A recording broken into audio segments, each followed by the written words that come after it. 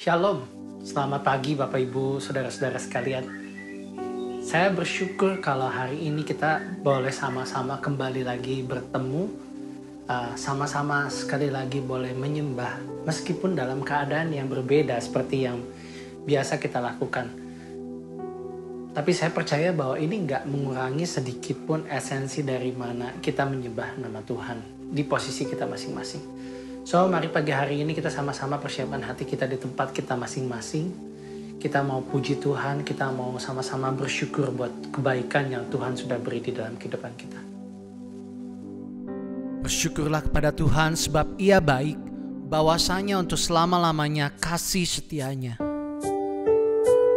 Mengucap syukurlah dalam segala hal, sebab itulah yang dikehendaki Allah di dalam Kristus Yesus bagi kamu.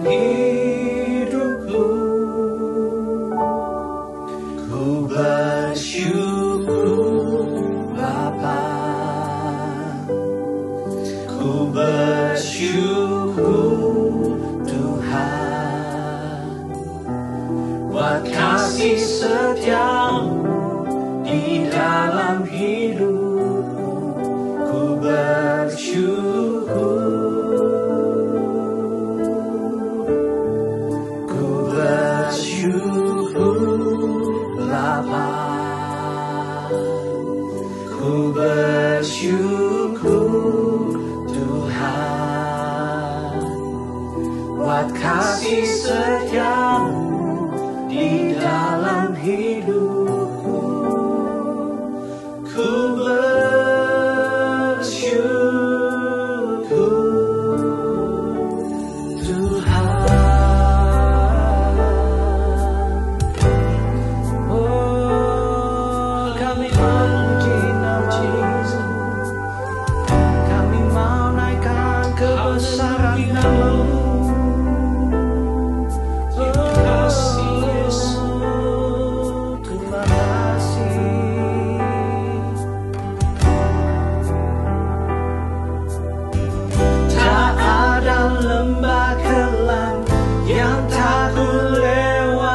mati tanpa hadirmu. Hatiku takkan gentar, sebab ku tahu tanganmu yang menopangku. Tak ada lembah kelam yang tak ku lewati tanpa hadirmu. Hatiku takkan gentar, sebab ku tahu tanganmu yang menopangku. Kaulah Yesus, Kaulah Tuhan, hanya Kau ku percaya. Kaulah Yesus, Kaulah Tuhan, harapan hidupku. Ku bersyukur Bapa, ku bersyukur Tuhan, buat kasih setiamu di dalam hidupku. Ku bersyukur, ku bersyukur Bapa, ku bersyukur Tuhan, buat kasih setiamu di dalam hidupku. Ku bersyukur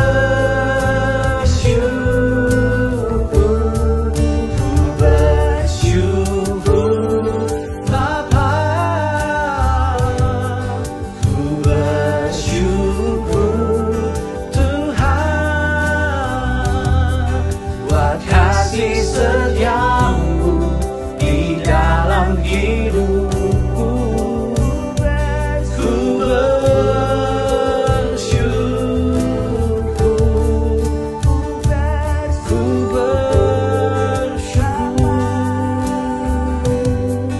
Ku bersyukur Bapa, buat kasih setiamu di dalam hidupku. Ku bersyukur, ku bersyukur,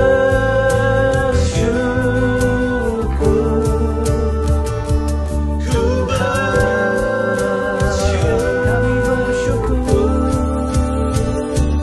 Tuhan.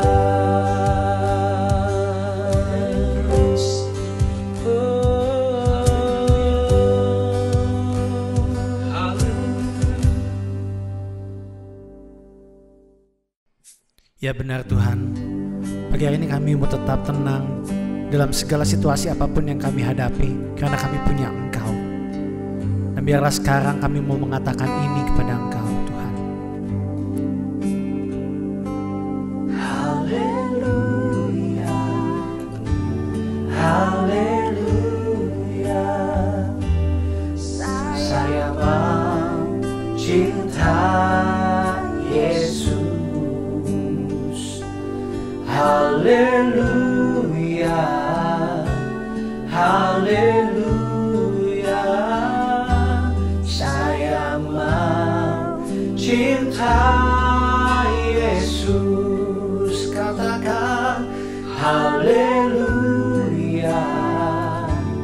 haleluya, saya mencinta haleluya, haleluya, saya mencinta Yesus. Mari sama-sama katakan haleluya, haleluya, saya mencinta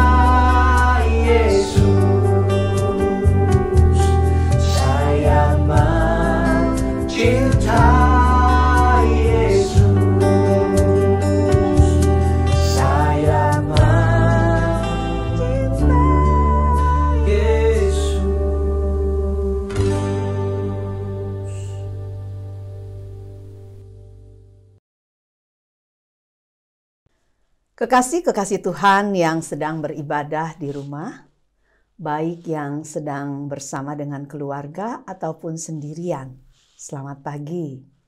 Kiranya damai sejahtera Tuhan yang menyertai kita semua terus menjadi penghiburan yang menguatkan dan menjadikan kita tetap berharap, tetap semangat dan tetap optimis di dalam menjalani hari-hari di rumah saja.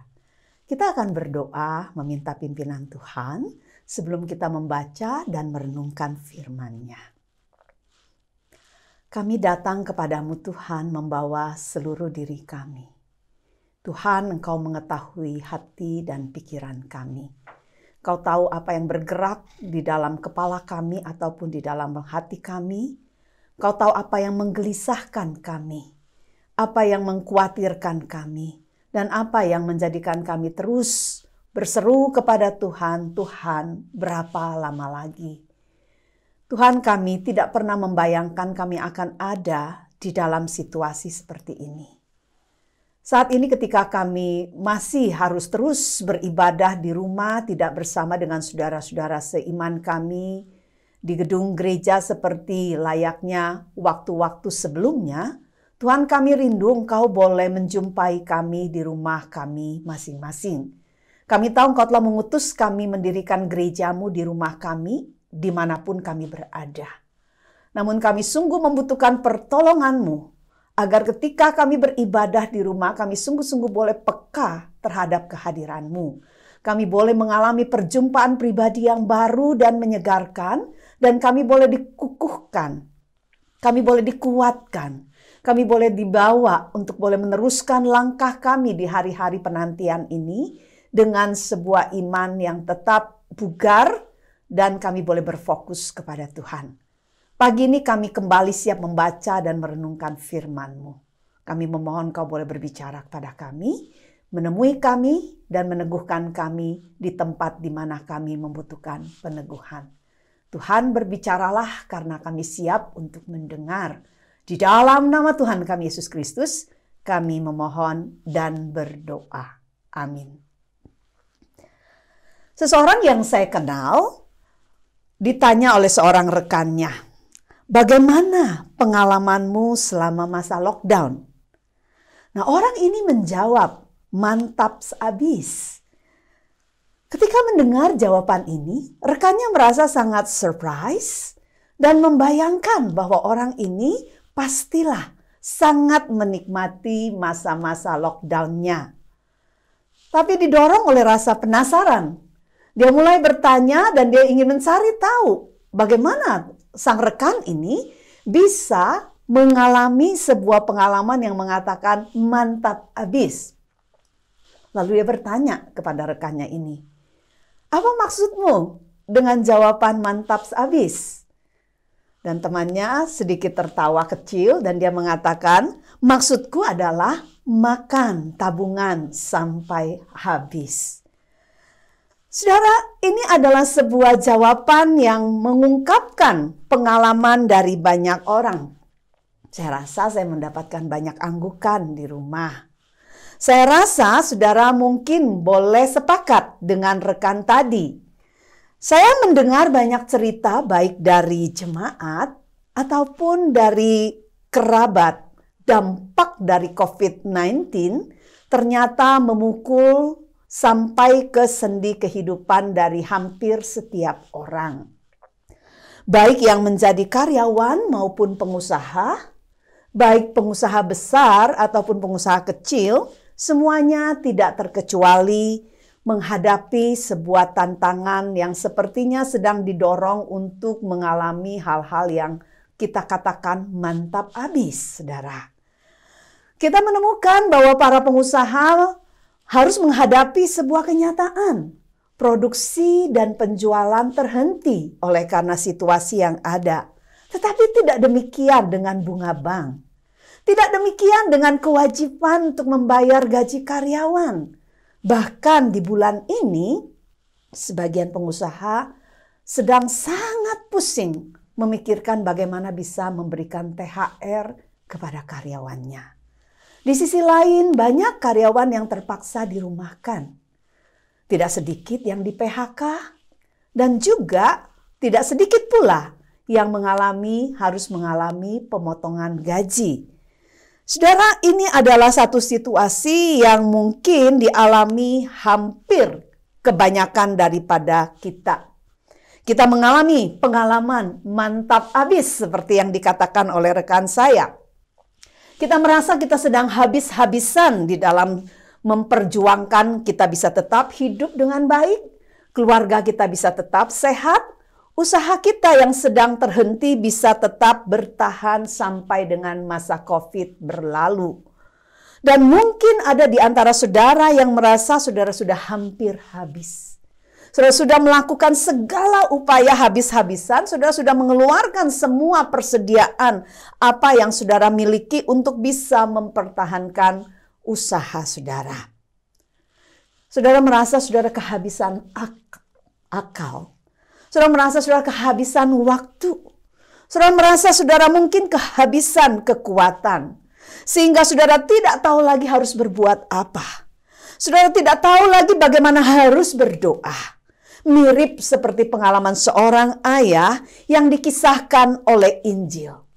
Saudara, peristiwa tentang ayah ini adalah sebuah peristiwa yang penting. Terbukti ketiga Injil, baik Markus, Lukas, dan Matius mencatat kisahnya. Dan kalau kita melihat apa yang dicatat oleh Markus di dalam pasalnya yang ke-9 yang menjadi teks rujukan kita pagi ini, kita melihat dia mencatat kisah ayah ini dengan cukup detail. Mungkin yang paling detail dibandingkan dua penulis lainnya. Para ahli mengatakan mungkin karena Markus menuliskan Injilnya dengan narasumber seorang Petrus, sehingga dia bisa menemukan banyak sekali detail peristiwa yang ada. Namun ketika kita membaca bagian ini, saudara, saya bersyukur sekali bahwa baik Lukas maupun Matius mencatat juga peristiwa ini, sehingga kita bisa mendapatkan sebuah kelengkapan yang jauh lebih banyak lagi kisah tentang sang ayah ini.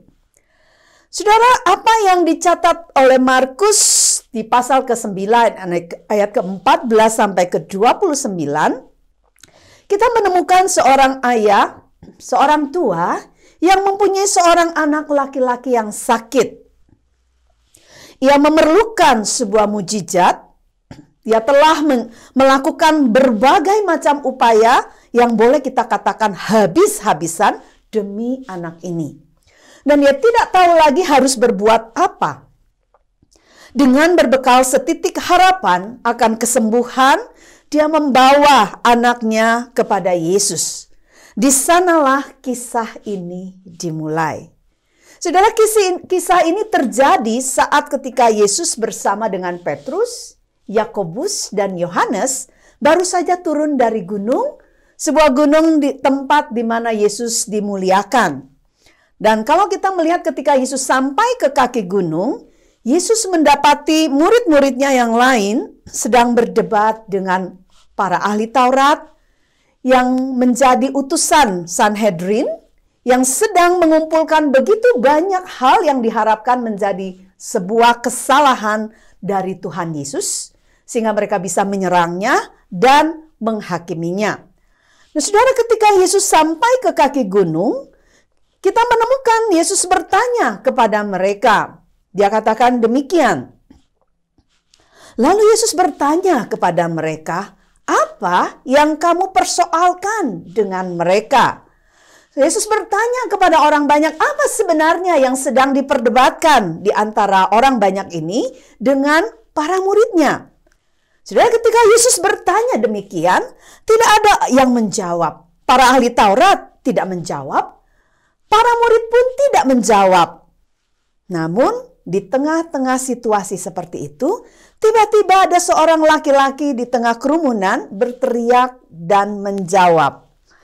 Dialah sang ayah yang saya ceritakan. Dia mengatakan demikian, Guru, anakku ini kubawa kepadamu, karena ia kerasukan roh yang membisukan dia.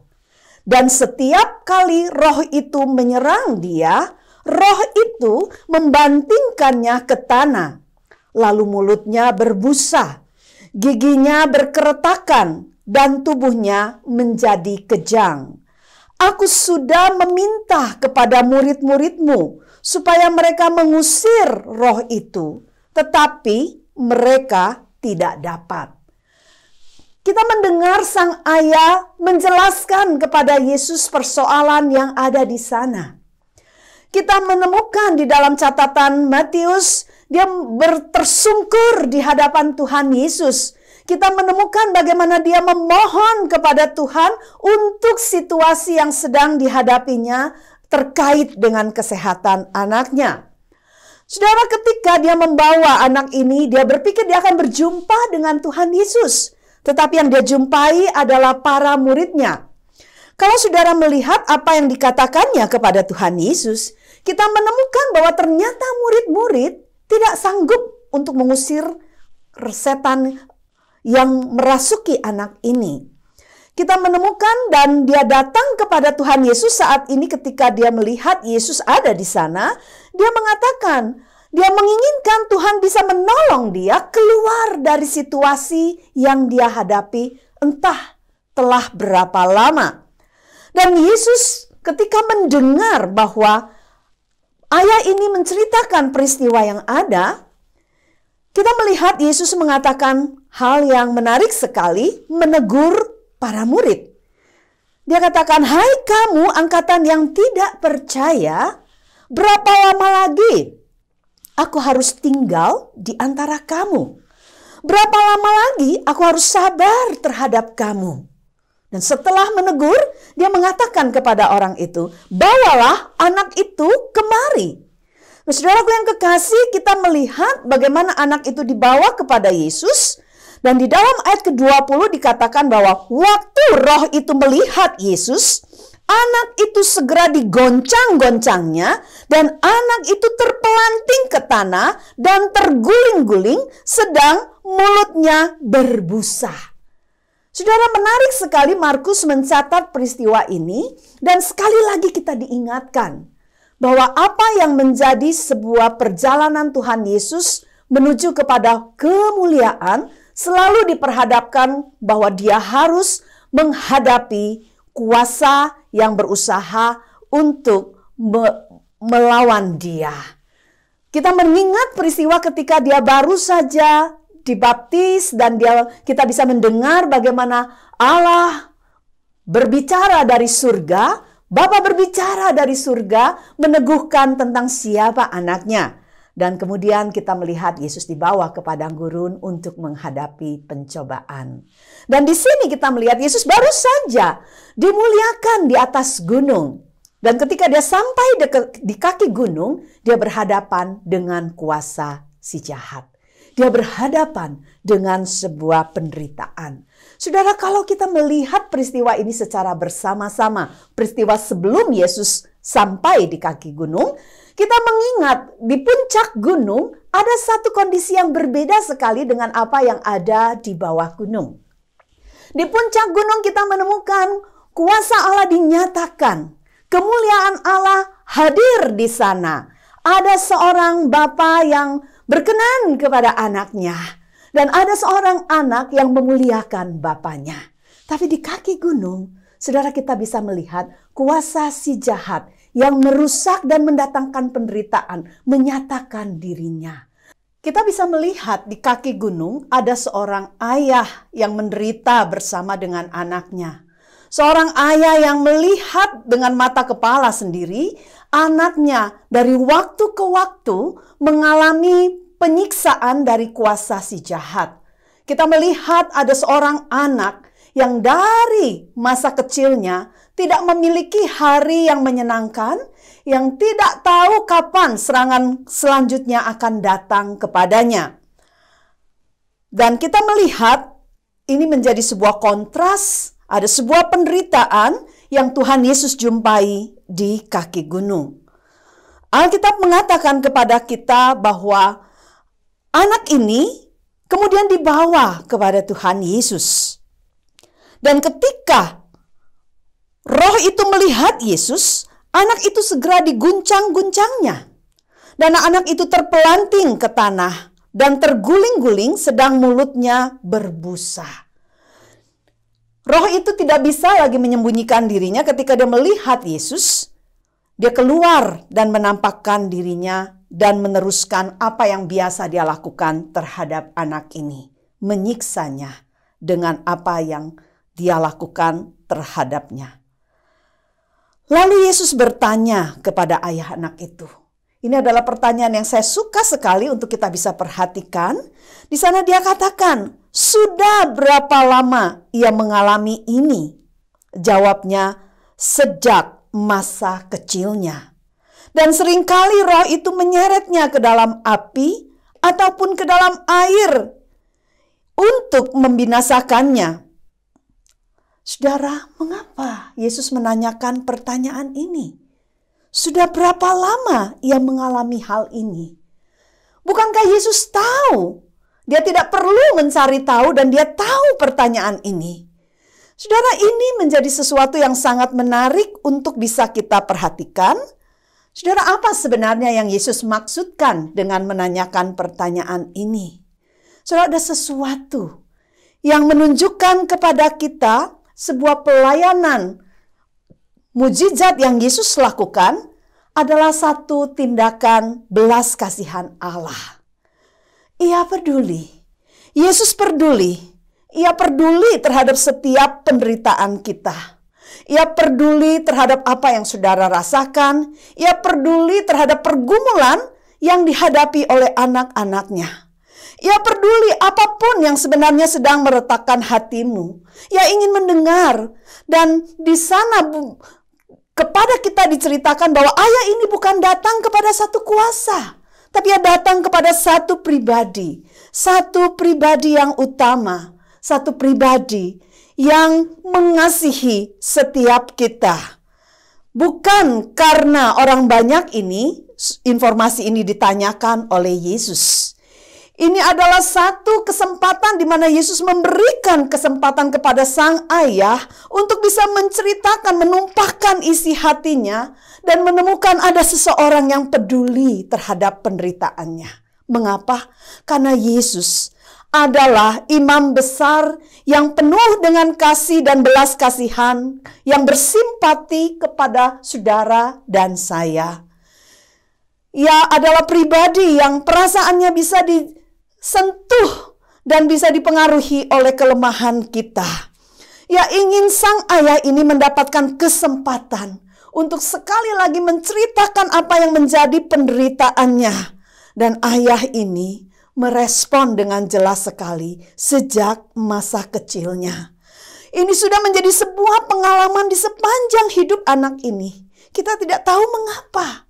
Tetapi yang kita tahu bahwa cerita ini menceritakan kepada kita bagaimana seorang ayah menjaga anaknya hampir di setiap waktu, berusaha habis-habisan untuk bisa menjaga anak ini tetap hidup.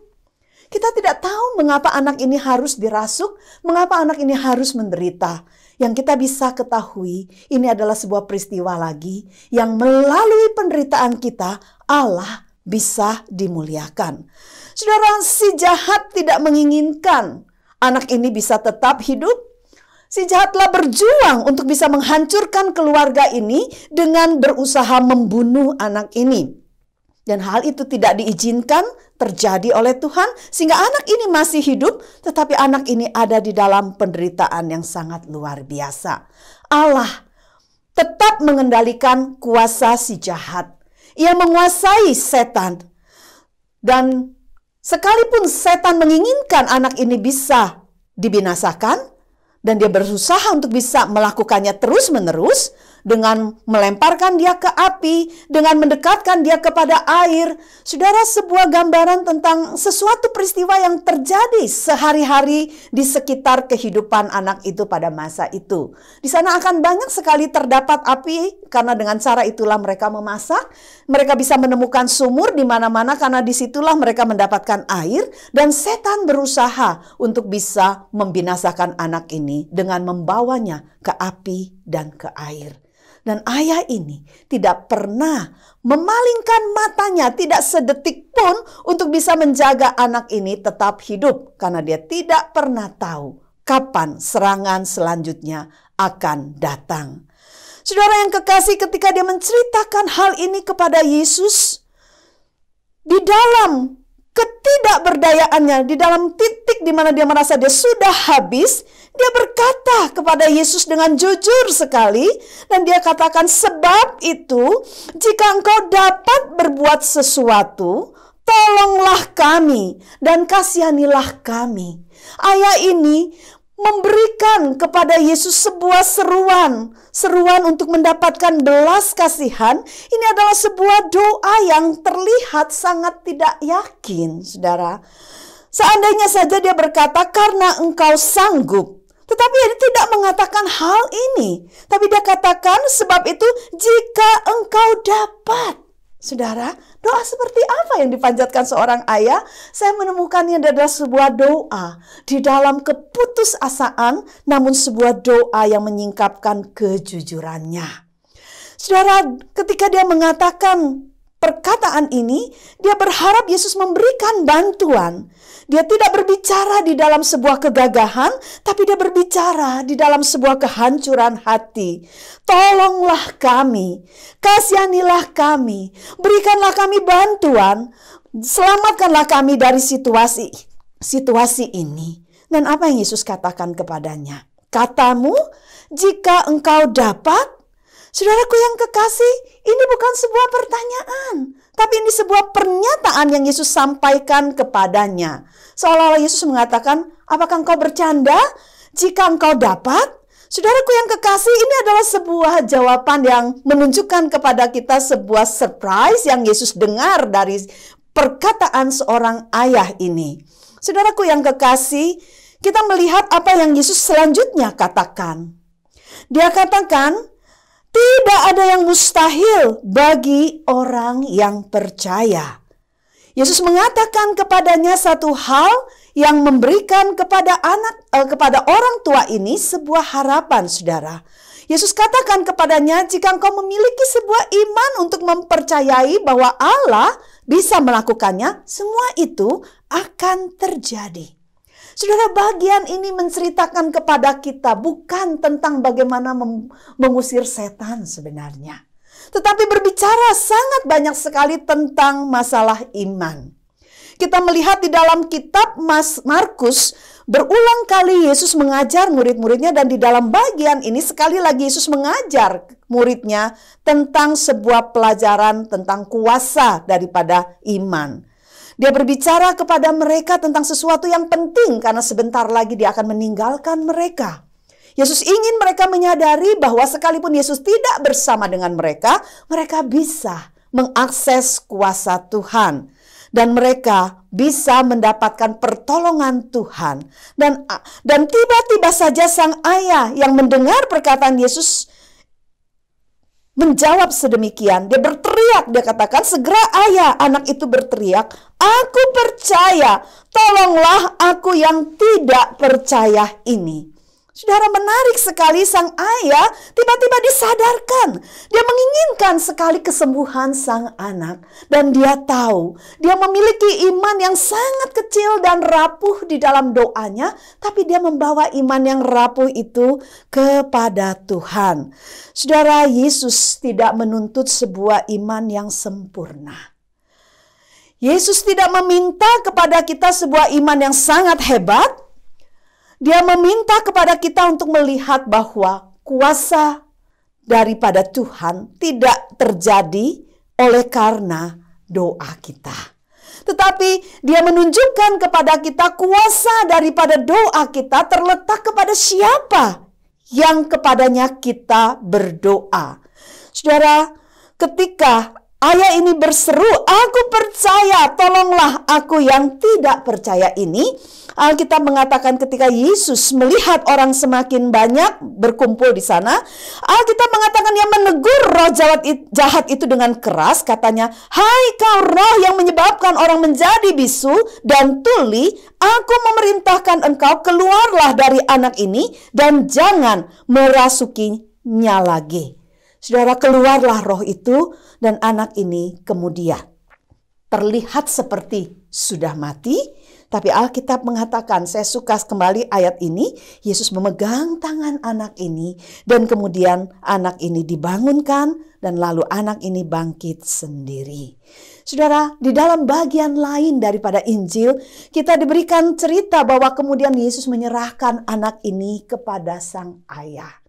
Saudara, saya membayangkan sebuah doa yang diserukan oleh seorang ayah yang tidak berdaya, yang sudah merasa habis di dalam segala sesuatu, yang datang dengan iman yang sangat rapuh dan lemah, ternyata didengarkan oleh Tuhan. Saudara, Alkitab menceritakan kepada kita, anak ini pada akhirnya mendapatkan kesembuhan. Saudara, setelah anak ini diserahkan kepada sang ayah, Yesus dan murid-muridnya kemudian melanjutkan perjalanan. Dan ketika mereka tiba di rumah mereka dan sendirian, di sana murid-murid yang begitu penasaran bagaimana bisa terjadi bahwa mereka tidak sanggup mengusir si jahat dari anak ini dan Yesus bisa mengusirnya. Dia bertanya kepada gurunya, dia katakan, mengapa kami tidak dapat mengusir roh jahat ini? Di dalam Markus, Alkitab mengatakan Yesus hanya menjawab, jenis ini tidak dapat diusir kecuali dengan berdoa. Saudara, di dalam bagian lain, saya bersyukur Matius mencatat bagi kita, Yesus mengatakan bukan hanya tentang kuasa doa yang bisa mengusir si jahat ini, tetapi Yesus mengatakan karena imanmu kecil. Kalau saja engkau memiliki sebuah iman sebesar biji sesawi, engkau akan dapat memindahkan gunung ke tempat yang lain. Yesus tidak sedang berbicara tentang gunung dalam artian fisik, tapi Yesus sedang berbicara di dalam hidup ini ada banyak hal yang kadang-kadang kita tidak sanggup untuk bisa melampauinya. Ada hal-hal yang sangat besar yang kita tidak sanggup untuk mengatasinya. Tapi Yesus mengatakan, dengan iman yang sebiji sesawi saja, saudara dan saya akan mendapatkan kesempatan untuk melihat kuasa Allah dinyatakan. Saudara, saya tidak tahu apa yang sedang saudara rasakan saat ini. Saya tidak tahu apapun yang saudara ragukan ketika saudara menghampiri Tuhan di dalam doa saudara. Tuhan tidak meminta sebuah iman yang besar. Tuhan tidak meminta sebuah iman yang sempurna. Cukup sebuah iman yang kecil sekecil biji sesawi. Yesus menunjukkan kepada kita contoh sebuah iman sebesar biji sesawi yang dimiliki oleh sang ayah yang kita temukan ceritanya tadi. Dan itu cukup untuk bisa membuat kita mengalami kuasa Allah yang dahsyat. Saudara, mungkin saudara ada di sebuah titik di mana saudara merasa saudara sudah habis. Saudara sudah habis-habisan di dalam situasi yang ada saat ini. Mari kita belajar dari seorang ayah. Ketika dia merasa dia sudah habis, dia datang kepada Tuhan di dalam doa yang sama sekali tidak terlihat gagah. Dia datang di dalam sebuah doa dengan iman yang rapuh. Aku percaya, tolonglah aku yang tidak percaya. Saudara, Tuhan masih melakukan mujizat. Tuhan masih mendengarkan doa. Jangan berhenti untuk berdoa. Jangan berhenti dan menyerah. Datanglah kepadanya sama seperti sang ayah ini. Mintalah kepada Tuhan. Katakanlah kepada Tuhan apa yang saudara rasakan saat ini. Mungkin saudara ragu untuk berdoa karena saudara merasa saudara tidak punya iman yang besar. Katakan kepada Tuhan, aku percaya, tapi aku tahu aku penuh dengan keraguan. Iman yang telah Tuhan berikan, yang bahkan kita rasakan sangat kecil, menjadi jalan bagi setiap kita untuk mengakses kuasa Allah dinyatakan di dalam kehidupan kita. Mari kita tundukkan hati kita berdoa kepadanya. Saya mengundang saudara untuk mengambil waktu sejenak berdoa kepada Tuhan. Apa yang saudara rasakan, katakan kepadanya. Mungkin kau merasa kau ada di titik penghabisan kekuatanmu. Mungkin kau merasa engkau tidak lagi memiliki sebuah kekuatan untuk melangkah ke depan. Kau melihat usahamu yang semakin menciut. Kau merasakan ketidakpastian begitu mencekam. Katakan kepada Tuhan, Tuhan, aku percaya. Tolonglah aku yang tidak percaya. Katakan kepada Tuhan, tumpahkan semua yang kau rasa. Karena Tuhan ada di sini dan Dia mendengar seru doa kita. Bahkan Dia mengatakan ketika kita tak sanggup berkata-kata, keluhan kita pun berubah menjadi sebuah doa karena Roh Kudus menaikkan doa di hadapan Bapa. Dan Yesus yang duduk di samping, di sisi kanan Bapa, menjadi juru syafaat yang terus memperjuangkan kebutuhan engkau dan kebutuhanku. Naikkan doa kepadanya. Betapapun kau merasa ragu di dalam hatimu, Tuhan tidak terhambat untuk melakukan pekerjaannya yang ajaib di dalam hidupmu. Tuhan, kami datang kepadamu. Kami telah mengalami kehidupan di dalam kelimpahan. Kami telah diizinkan memiliki kehidupan di dalam ketenangan. Namun saat ini ketika kami mengalami kekurangan, kami kurang di dalam ketenangan, kami kurang di dalam pendapatan, kami kurang di dalam kepastian. Tuhan, ingatkan kepada kami, Engkau tidak pernah mengutus kami ke dalam sebuah perjalanan di mana anugerah-Mu tidak menjangkau kami. Ingatkan kepada kami bahwa Engkau berjalan bersama dengan kami di situasi ini. Dan tidak sedetik pun Engkau meninggalkan kami. Beri kepada kami sebuah ketekunan untuk berdoa. Betapapun lemahnya iman kami. Kami tahu Engkau tidak pernah menuntut sebuah iman yang sempurna. Karena Engkau katakan iman sebiji sesawi yang telah Kau berikan kepada kami cukup untuk menjadikan kami mengalami kuasa-Mu. Tuhan, tolong setiap jemaat-Mu di dalam setiap situasi yang mereka alami.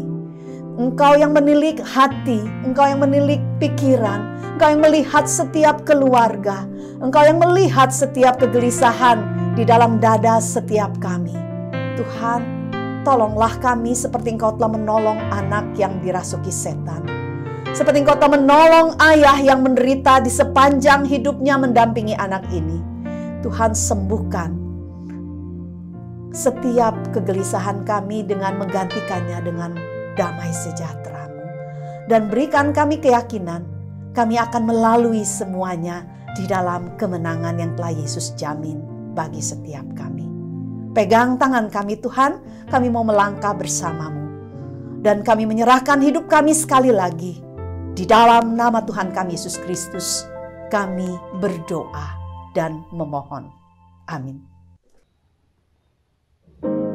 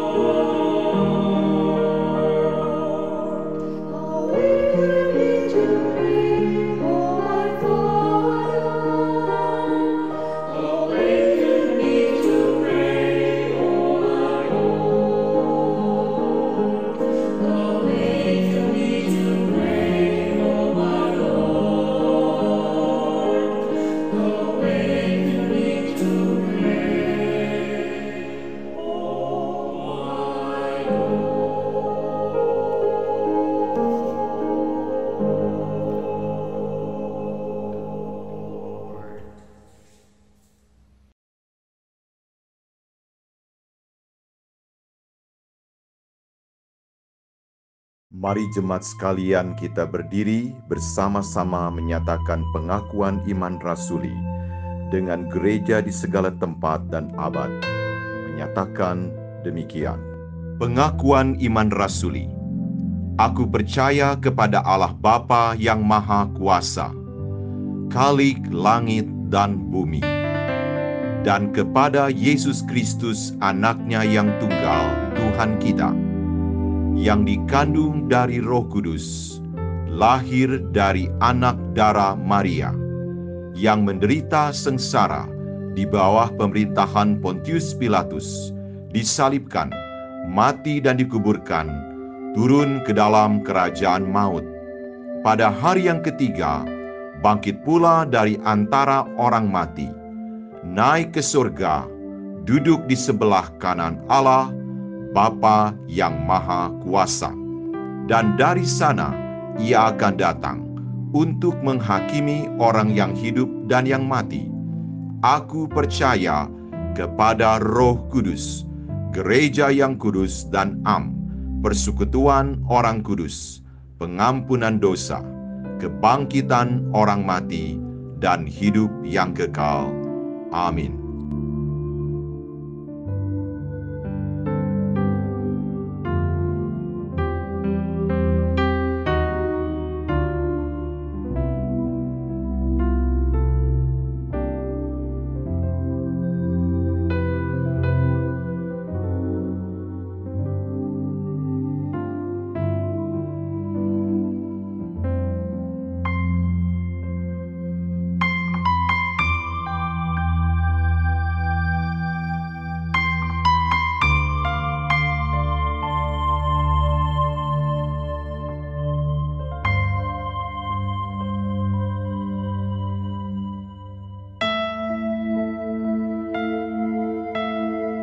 Jemaat yang terkasih, mari kita arahkan hati kita dan kita menerima berkat Tuhan.